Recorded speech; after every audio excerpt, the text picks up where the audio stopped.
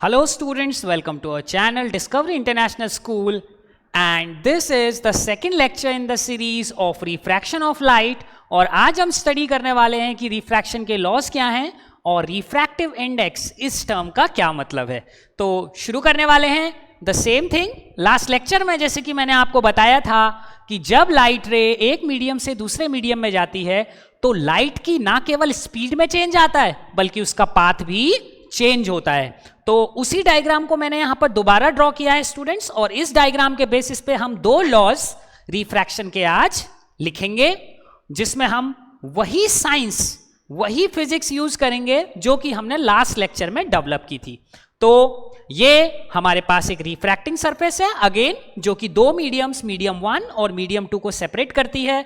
The first medium में जो speed है लाइट की वो v1 है, and in the second medium the speed of light is v2। Now the refracting surface is the surface which basically separates the first medium from the second medium.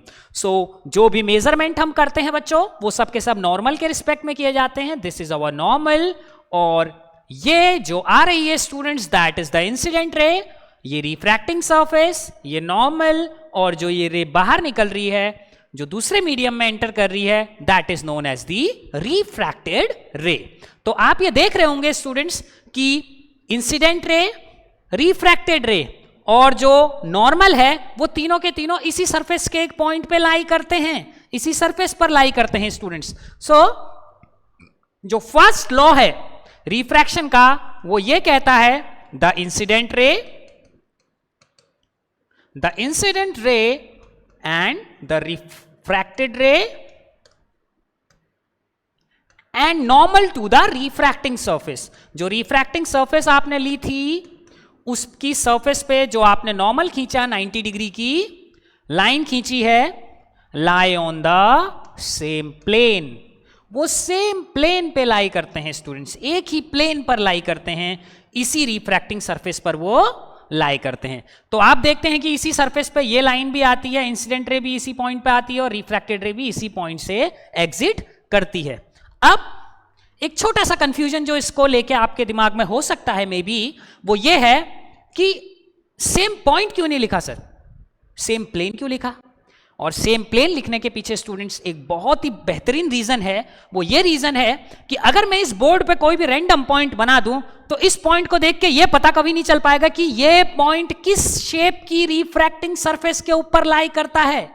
ये point plane surface की surface का एक point हो सकता है, यही point एक curved surface का हो सकता है, ये पॉइंट किसी ट्रायंगल का सेंट्रॉइड हो सकता है, यही पॉइंट किसी स्क्वायर का सेंटर हो सकता है, यही पॉइंट किसी पैरेललोग्राम के दो डायगोनल्स का इंटरसेक्शन हो सकता है। So by drawing a single point it is not possible, it is practically not possible to define the refracting surface. Refracting surface को हम डिफाइन नहीं कर पाते हैं, इसीलिए यहां पर जो रिफ्रैक्टिंग सरफेस थी स्टूडेंट्स वो प्लेन नेचर की है। तो प्लेन नेचर की है तो इसीलिए मैंने क्या वर्ड यूज किया, प्लेन, क्योंकि अगर मैं यहां पर पॉइंट लिख देता तो उस पॉइंट से यह पता नहीं चल पाता कि यह रिफ्रैक्शन किस शेप की सरफेस ने किया है।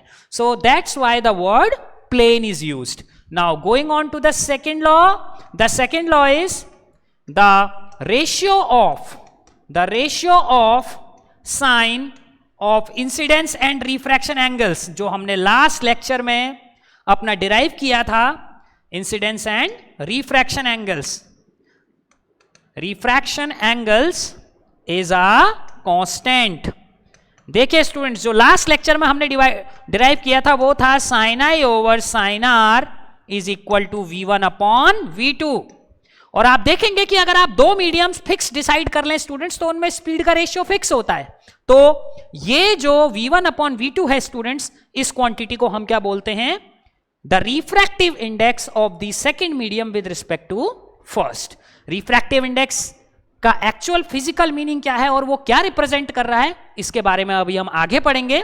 सो in this law this quantity v1 upon v2 is treated as a constant, यानी कि ये जो साइन आई और साइन आर का रेशियो होता है एक दिए हुए पेयर ऑफ मीडियम, जैसे कि वाटर और एयर एक पेयर ऑफ मीडियम है, वाटर और ग्लास एक पेयर ऑफ मीडियम है, सिमिलरली ग्लास और एयर भी एक पेयर ऑफ मीडियम है। ग्लास ऑयल हो सकता है, वाटर ऑयल हो सकती है, एयर ऑयल हो सकता है, all of these are pair of two mediums. So किसी भी एक फिक्स्ड पेयर के लिए जो साइन आई और साइन आर का रेशियो है स्टूडेंट्स, वो स्पीड के रेशियो के बराबर होता है, और ये स्पीड्स क्या होती हैं, एक दिए हुए मीडियम के लिए फिक्स्ड होती हैं बिल्कुल। और फिक्स्ड है इसका मतलब ये क्वांटिटी क्या आएगी, रेशियो करके हमेशा फिक्स बनी हुई रहेगी, जिस यो क्वांटिटी क्या है, एक कांस्टेंट है। ये जो सेकंड लॉ है स्टूडेंट्स रिफ्रैक्शन का, इसको हम स्नेल्स लॉ भी कहते हैं। क्या बोलते हैं इसे, स्नेल्स लॉ भी बोला जाता है इसे।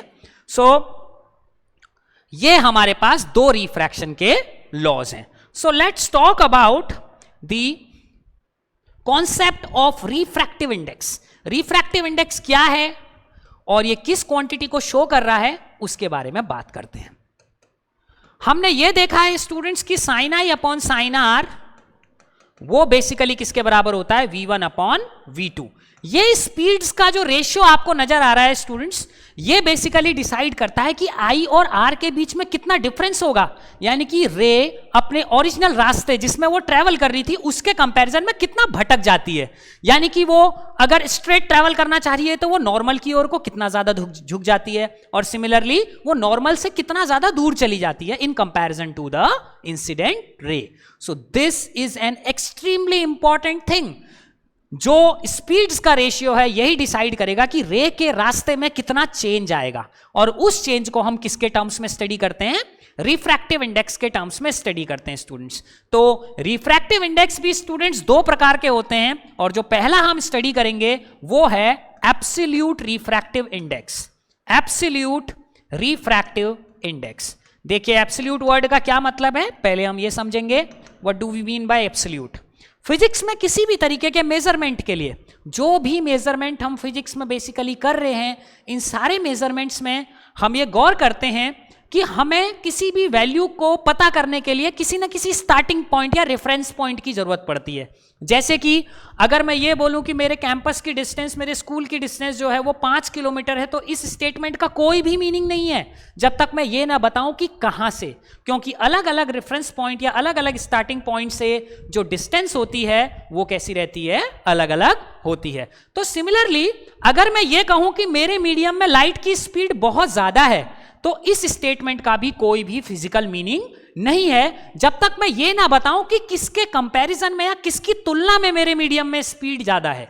ठीक है, तो एब्सोल्यूट रिफ्रैक्टिव इंडेक्स किसी भी मीडियम का कैसे निकलता है, उसके लिए हम मीडियम में जो लाइट की स्पीड है उसकी तुलना किसके साथ करते हैं, नेचर की हाईएस्ट स्पीड के साथ, that is the speed of light in vacuum और एयर। वैक्यूम या एयर में लाइट की जो भी स्पीड है स्टूडेंट्स, अगर उसका कंपैरिजन हम मीडियम के साथ करते हैं तो जो क्वांटिटी हमको निकल के आती है वो क्वांटिटी क्या बोली जाती है, absolute refractive index. So what is an absolute refractive index, it is basically defined, ठीक है, it is defined as the ratio. इसको डिफाइन किया जाता है students, defined as the ratio of speed of light, speed of light in vacuum और air भी almost students vacuum जितनी ही dilute है, its refractive index is around 1.003, so it is almost equal to 1, so it is very close to vacuum. So speed of light in vacuum or air with speed of light in medium, speed of light in medium। तो बच्चों ये एक बहुत ही interesting चीज है कि किसी भी मेजरमेंट को स्टार्ट करने के लिए we need a reference point. अगर मैं ये बोलूं क्लास में कि मेरी हाइट बहुत ज्यादा है, तो इस स्टेटमेंट का कोई मतलब नहीं है जब तक मैं ये ना बताऊं कि किसके कंपैरिजन में मेरी हाइट ज्यादा है। तो सिमिलरली अगर किसी भी मीडियम में स्पीड ऑफ लाइट को कहना है कि ये ज्यादा है या कम है, तो किसके कंपैरिजन में ज्यादा या कम है वो डिफाइन करना भी बहुत ज्यादा जरूरी है। तो वही चीज हम यहां पर देखने वाले हैं। सो एब्सोल्यूट रिफ्रैक्टिव इंडेक्स को हम कैसे डिफाइन करते हैं, it is given by n is equal to speed of light in vacuum और एयर, जिसको हम c से रिप्रेजेंट करते हैं, divided by speed of light in the medium. ये मीडियम को हम v से रिप्रेजेंट कर रहे हैं। यहां जो speed of light in vacuum है स्टूडेंट्स, इसकी वैल्यू 3 × 10⁸ मीटर पर सेकेंड होती है। That is the highest achievable speed in this universe. ये यूनिवर्स में अवेलेबल हाईएस्ट स्पीड है, और कोई भी ऐसा ऑब्जेक्ट जिसके अंदर कुछ मास हो, कभी भी इस स्पीड को अचीव नहीं कर सकता. So light is the fastest thing in the world, in this universe. Not only world, in this universe light की स्पीड सबसे ज्यादा है स्टूडेंट्स. और कोई भी मैसिव पार्टिकल, ऐसा कोई भी पार्टिकल जिसका मास जो है कुछ रेस्ट मास उसके अंदर है, यानी कि जब वो रुका हुआ है उसके अंदर कुछ मास है, वो कभी भी इस स्पीड तक नहीं पहुंच पाता है. सो ये जो हमने टर्म डिफाइन किया था स्टूडेंट्स, एब्सोल्यूट रिफ्रैक्टिव इंडेक्स, ये कैसे दिया जाता है? The speed of light in vacuum divided by the speed of light in the medium. This is the beauty of absolute refractive index. इसमें हम तुलना करते हैं, कंपैरिजन करते हैं, किसके साथ? वैक्यूम के साथ कंपेयर करते हैं किसी भी मीडियम के स्पीड को. तो इसे बोला जाता है एब्सोल्यूट रिफ्रैक्टिव इंडेक्स. अब जो सेकंड टर्म आता है स्टूडेंट्स वो है relative refractive index. Relative refractive index. अब स्टूडेंट्स जिन दोनों मीडियम्स के बारे में आप बात कर रहे हैं, अगर उन दोनों में से कोई भी एयर या वैक्यूम नहीं हो, जैसे कोई रे अगर ग्लास से वाटर में जाए, वाटर से ग्लास में जाए, या ग्लास से ऑयल में, ऑयल से ग्लास में जाए, या एक तरीके के ग्लास से दूसरे तरीके के ग्लास में जाए, तो इन सब केसेस में क्या होता है? हम रिलेटिव रिफ्रैक्टिव इंडेक्स की बात करते हैं. रिलेटिव यानी कि when you are comparing a random medium with another random medium. जब हम एक रैंडम मीडियम को दूसरे रैंडम मीडियम के साथ क्या करते हैं? कंपेयर करते हैं. दोनों में से कोई भी वैक्यूम या एयर नहीं होता है. तो लेट्स सी. तो ये स्टूडेंट्स कैसे दिया जाता है? Sine i upon sine r. वो जो स्टूडेंट्स मैंने आपको last time V1 upon V2 बताया था, यही है स्टूडेंट्स रिलेटिव रिफ्रैक्टिव इंडेक्स. ये जो क्वांटिटी V1 अपॉन V2 है स्टूडेंट्स, इसको इस तरीके से लिखते हैं 1 and 2. What is this 1 and 2? 1 and 2 को बोला जाता है refractive index. Refractive index of second medium with respect to first medium. First medium के रिस्पेक्ट में सेकंड मीडियम का रिफ्रैक्टिव इंडेक्स कितना है. तो बच्चों हम इसको एक आसान वे में भी इसको समझ सकते हैं. देखिए, आपने देखा कि 1 and 2 को लिखने का तरीका है V1 अपॉन V2. तो इस क्वांटिटी को हम ऐसे भी लिख सकते हैं C upon V1 upon C upon V2 and C upon V1. सो आप जानते हैं कि C से C कैंसिल हो जाएगा स्टूडेंट्स, और इससे क्या मिलेगा? This quantity C upon V2 can basically written as N2, और इसको क्या लिख सकते हैं?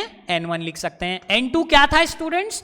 सेकेंड मीडियम का एब्सोल्यूट रिफ्रैक्टिव इंडेक्स. और N1 क्या था?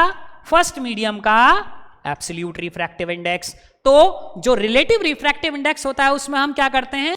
दोनों मीडियम्स के एब्सोल्यूट रिफ्रैक्टिव इंडेक्सेस को आपस में डिवाइड कर देते हैं, और ये वेलोसिटीज के रेशियो के बराबर होता है. एक और चीज आप ये गौर कर रहे होंगे कि V1 अपॉन V2 जो है वो N2 अपॉन N1 के बराबर है. ओके, तो इससे पता चलता है कि अगर किसी मीडियम का रिफ्रैक्टिव इंडेक्स जैसे 2 वाले का अगर बढ़ता है तो उसमें लाइट की वेलोसिटी क्या हो जाती है? कम हो जाती है. और इससे पता चलता है स्टूडेंट्स कि रिफ्रैक्टिव इंडेक्स और स्पीड जो होते हैं वो एक दूसरे के इनवर्स प्रोपोर्शन में होते हैं. यानी कि मीडियम का रिफ्रैक्टिव इंडेक्स जितना ज्यादा, उसमें लाइट की स्पीड उतनी ज्यादा कम. इस नेचर में सबसे ज्यादा रिफ्रैक्टिव इंडेक्स वाला जो मटेरियल है that is diamond, which has a refractive index around 2.42. तो इसमें लाइट की स्पीड क्या होती है? नेचर की सबसे, ये ऐसा ट्रांसपेरेंट मटेरियल है जिसमें नेचर में सबसे कम स्पीड होती है लाइट की. So this was the concept of laws of refraction and the concept of absolute and relative refractive indexes. I hope you like this lecture. So if you like this video, subscribe our channel, share it with your friends, and press the notification button for latest updates. Thank you.